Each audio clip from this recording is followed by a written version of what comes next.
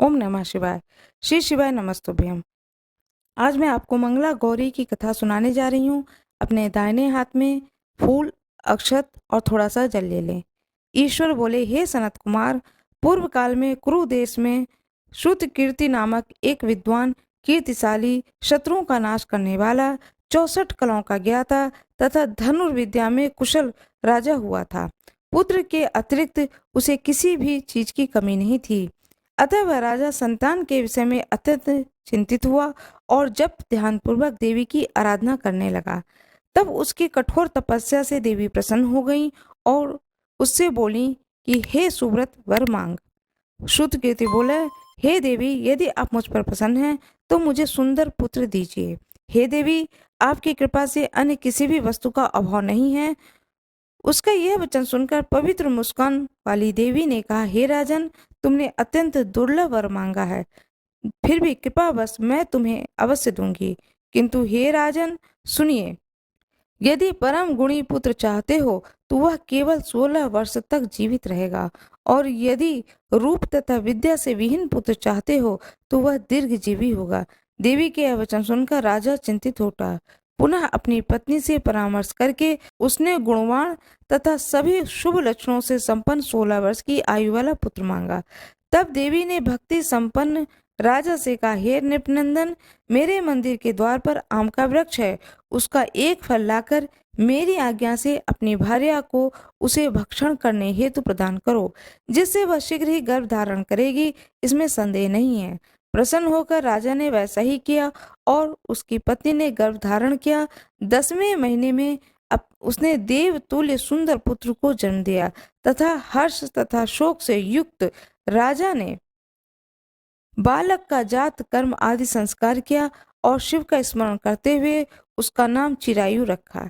इसके बाद पुत्र के 16 वर्ष के होने पर पत्नी सहित राजा चिंता में पड़ गए और विचार करने लगे कि यह पुत्र बड़े कष्ट से प्राप्त हुआ है और मैं इसकी दुखद मृत्यु अपने ही सामने कैसे देख सकूंगा। ऐसा विचार करके राजा ने पुत्र को उसके मामा के साथ काशी भेज दिया। प्रस्थान करते समय राजा की पत्नी ने अपने भाई से कहा कि कार्पटिक का वेश धारण करके आप मेरे पुत्र को काशी ले जाइए। मैंने भगवान मृत्युंजय से पूर्व में पुत्र के लिए प्रार्थना की थी और कहा था कि हे विश्वेश, आप जगत पति की यात्रा के लिए मैं उस पुत्र को अवश्य भेजूंगी, अतः आप मेरे पुत्र को आज ही ले जाइए। सावधानी पूर्वक इसकी रक्षा कीजिएगा। अपनी बहन की यह बात सुनकर भांजे के साथ वह चल पड़ा। कई दिनों तक चलते चलते वह आनंद नामक नगर में पहुंचा। वहां सभी प्रकार की समृद्धियों से संपन्न वीरसेन नाम वाला राजा रहता था। उस राजा की एक सर्व लक्षण संपन्न, युवा अवस्था प्राप्त, मनोहर तथा रूप लावण्यमयी मंगला गौरी नामक कन्या थी। वो सभी उपमानों को तुष्ट करके सौंदर्य अभिव्यक्ति को प्राप्त हुआ कन्या किसी भी समय सखियों के साथ नगर के उपवन में क्रीड़ा करने के लिए गई हुई थी। उसी समय वह चिरायु तथा उसके मामा ने दोनों भी वहां पहुंच गए। उन कन्याओं को देखने की लालसा से वहीं विश्राम करने लगे।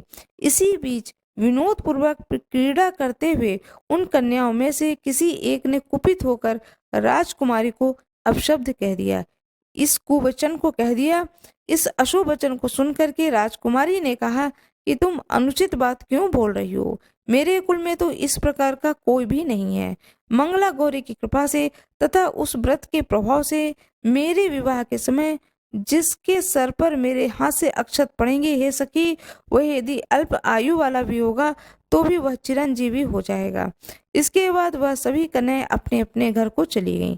उसी दिन राजकुमारी का विवाह था। वाहिक देश के दृढ़ वर्मा नाम का राजा के सुकेतु नाम वाले पुत्र के साथ उसका विवाह निश्चित किया गया था। वह सुकेतु विद्याहीन, कुरूप तथा बहरा था। तब सुकेतु के साथ आए हुए उन लोगों ने विचार किया कि इस समय कोई दूसरा श्रेष्ठ वर ले जाना चाहिए और विवाह संपन्न हो जाने के बाद वहां सुकेतु पहुंच जाए। उन लोगों ने चिरायु के मामा के पास जाकर याचना की कि आप इस बालक को हमें दे दीजिए, जिससे हमारा कार्य सिद्ध हो जाए।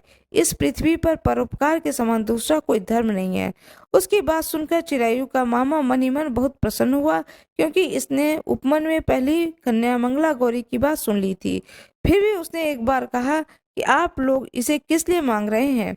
कार्य के सिद्ध हेतु वस्त्र, अलंकार आदि मांगे जाते हैं, वर तो कोई नहीं मांगता। तथापि आप लोगों का सामान रखने के लिए मैं इसे दे रहा हूँ। इसके बाद चिरायु को वहां ले जाकर उन लोगों ने विवाह संपन्न करा दिया।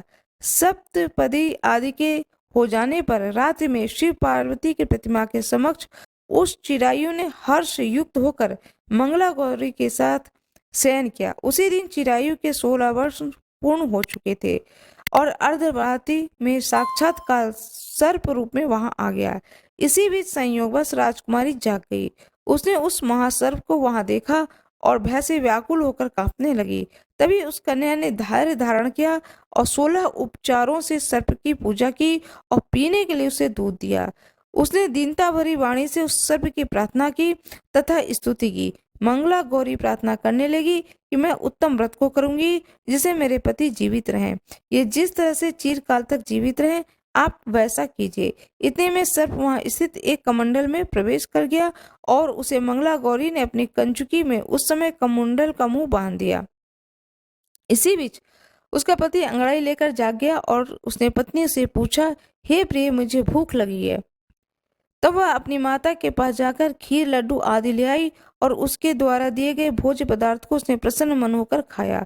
भोजन के पश्चात हाथ धोते समय उसने हाथ से अंगूठी गिर पड़ी। तांबुल खाकर वह पुनः सो गया। इसके बाद मंगला गौरी कमंडल को फेंकने के लिए जाने लगी। विधि की कैसे गति है! वह कमंडल में से बाहर की ओर जगमग करती हुई हर कांति को देखकर आश्चर्यचकित हो गई। घट में स्थित उस हार को उसने अपने कंठ में धारण कर लिया। इसके बाद कुछ रात शेष रहते ही चिरायु को मामा आकर उसे ले गए। इसके बाद वह वर पक्ष के लोग सुकेतु को वहां ले आए। उसे देखकर मंगला गौरी ने कहा, यह मेरा पति नहीं है। तब सभी ने उससे कहा, हे शुभे, तुम यह क्या बोल रही हो?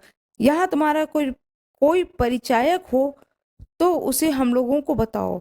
मंगला गौरी बोली, जिसने रात्रि में 9 रत्नों से बनी अंगूठी दी है, उसकी अंगुली में से डालकर परिचायक निशानी देख ली।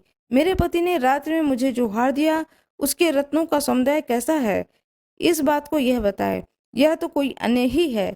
इसके अतिरिक्त रात्रि में आम सींचते समय उसका पैर कुमकुम से लिप्त हो गया था। वह मेरी जांघ पर अभी विद्यमान है। उसे आप लोग शीघ्र देख लें। साथ ही रात में परस्पर भाषण तथा भोजन आदि जो कुछ किया था, उसे भी यह बता दे।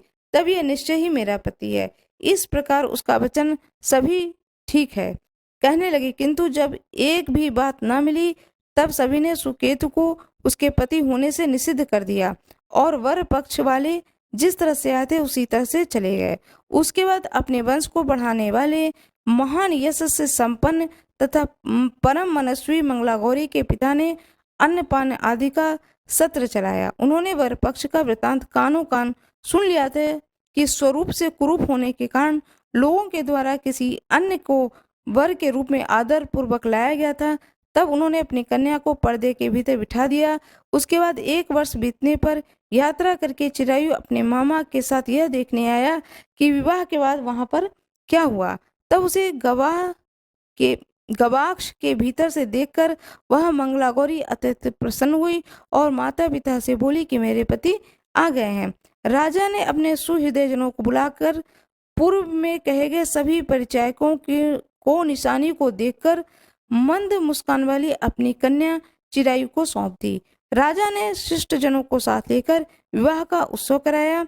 इसके बाद राजा वीरसेन ने वस्त्र, आभूषण आदि, सेना, घोड़े, रथ, अन्य भी बहुत सी सामग्री देकर उन्हें विदा किया। उसके बाद कुल को आनंदित करने वाला यह चिरायु पत्नी तथा मामा को साथ लेकर सेना के साथ अपने नगर पहुंचा। लोगों के मुख से उसे आया हुआ सुनकर उसके माता पिता को विश्वास नहीं हुआ। उन्होंने सोचा कि प्रारब्ध अन्यथा कैसे हो सकता है। इतने में वह अपने माता पिता के पास आ गया और स्नेह से परिपूर्ण तथा चिरायु भक्ति पूर्वक उनके चरणों में गिर पड़ा। तब अपने पुत्र का मस्तक सूंघकर उस पर दोनों ने परम आनंद को प्राप्त किया। पुत्र वधू मंगला गौरी ने भी सास ससुर को प्रणाम किया। तब सास ने उसे अपने गोद में बिठाकर सारा वृतांत शीघ्रता पूर्वक पूछने लगी। हे महामुने, तब पुत्र वधू ने भी मंगला गौरी के उत्तम व्रत, महात्म्य तथा कुछ घटित हुआ था वह सब बता दिया। हे सनत कुमार, मैंने आपसे इस मंगला गौरी व्रत का वृतांत दिया।